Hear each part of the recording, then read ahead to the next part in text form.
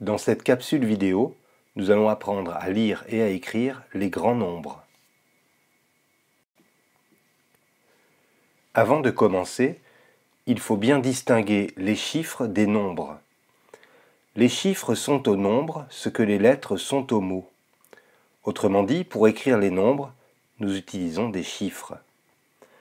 Il existe 10 chiffres qui sont 0, 1, 2, 3, 4, 5, 6, 7, 8 et enfin 9. Avec ces 10 chiffres, on peut écrire une infinité de nombres. Voici quelques nombres que tu sais déjà sans doute lire sans difficulté. 6, 9, 19, 45, 87, 132, 450, 1250, 3524, etc. Là où cela se complique, c'est lorsqu'on se retrouve face à des grands nombres qui comportent beaucoup de chiffres. Prenons par exemple ce nombre. Pour lire un tel nombre, il faut l'écrire en regroupant ces chiffres 3 par 3 en partant de la droite. Chaque groupe de 3 chiffres s'appelle une classe.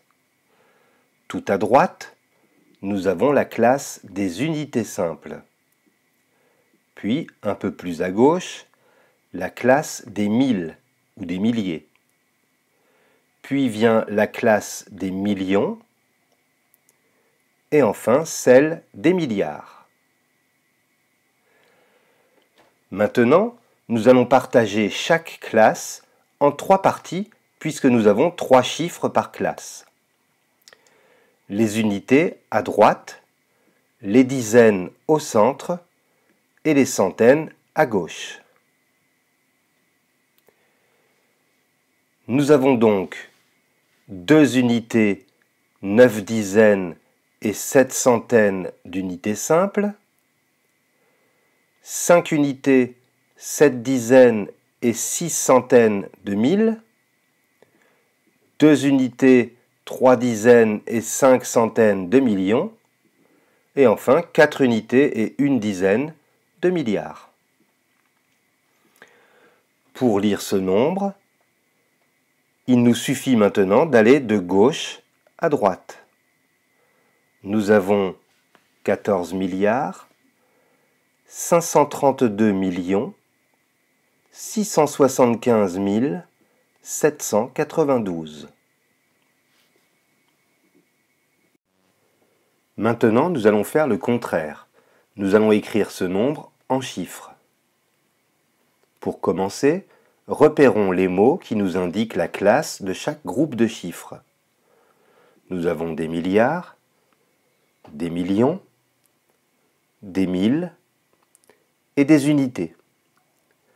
En général, quand on dit un nombre, on ne précise pas que ce sont des unités.